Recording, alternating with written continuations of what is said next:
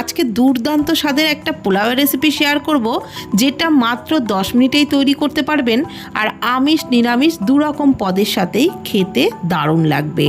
বানানো তো একেবারে সহজ।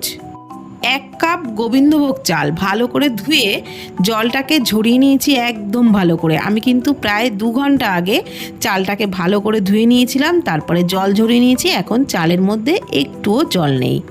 এখন কড়াইয়ে 4 টেবিল চামচ সাদা তেল দিয়ে তার মধ্যে 1 টেবিল চামচ ঘি দিয়ে দিলাম একটু গোটা গরম মশলা আর তেজপাতা। ফোড়ন থেকে একটা মিষ্টি গন্ধ বেরোতে শুরু করলে এর মধ্যে দিয়ে দিচ্ছি ক্যাপসিকাম কুচি।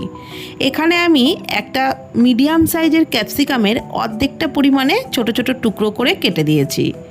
আর ক্যাপসিকাম দিয়ে কিন্তু খুব বেশিক্ষণ ভাজছি না, একটু একবার দুবার নাড়াচাড়া করেই দিয়ে দিলাম কাজু আর কিশমিশ। 10-12টা মতো কাজু আর 10-12টা মতো কিশমিশ দিলাম। আর ক্যাপসিকামের সাথে একটু ওই হালকা করেই নাড়াচাড়া করে নিলাম, ওই 1 মিনিট মতো।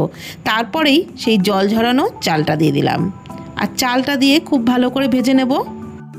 বন্ধুরা, ক্যাপসিকাম দিয়ে কিন্তু খুব বেশি একদমই ভাজবেন না। ক্যাপসিকামের একটা ক্রাঞ্চিনেস ভাব থাকে, সেটা বেশি ভাজলে নষ্ট হয়ে যায়। ওই একবার দুবার নাড়াচাড়া করেই চালটা দিয়ে কিন্তু ভালো করে ভেজে নিতে হবে। চাল দিয়ে গ্যাসের ফ্লেমটাকে মিডিয়ামে রেখে ভালো করে 5 মিনিট মতন ভেজে নিয়েছি। এখন আমি এর মধ্যে দিয়ে দিচ্ছি যতটা চাল তার ডবল লিকুইড। 1.5 কাপ দিলাম উষ্ণ গরম জল, আর দিয়ে দিলাম 1/2 কাপ দুধ। টোটাল কিন্তু দুধ আর জল মিলে 2 কাপ দিয়েছি। আর তারপরে এই জল আর দুধ উষ্ণ গরম অবস্থাতেই আমি দিয়ে দিলাম এর মধ্যে 1 টেবিল চামচ গুঁড়ো দুধ।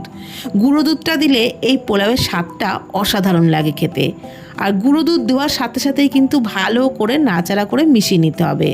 পরিমাণ মতো লবণটাও দিয়ে দিলাম এই সময়তে, ভালোভাবে মিশিয়ে নিলাম।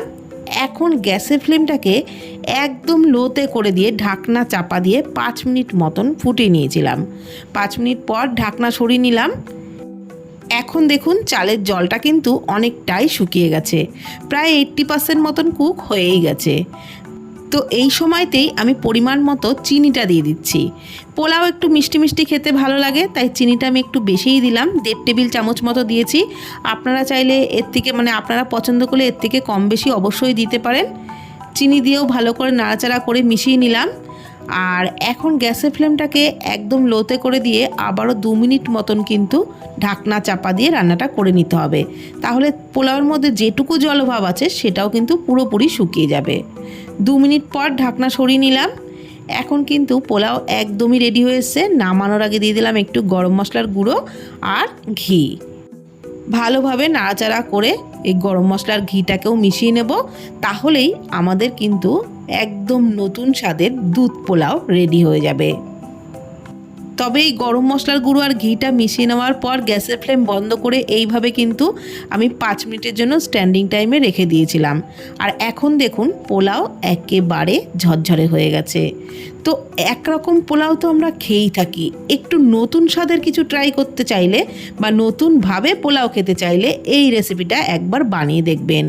আমিষ নিরামিষ যে কোনো পদের সাথেই এই পোলাও খেতে দুর্দান্ত লাগবে। আর ভিডিওটি ভালো লাগলে প্লিজ কমেন্টের মাধ্যমে জানাবেন। ফেসবুক থেকে দেখে থাকলে পেজটি ফলো করে নেওয়ার অনুরোধ রইল। ইউটিউব থেকে দেখলে চ্যানেলটি প্লিজ সাবস্ক্রাইব করে দেবেন।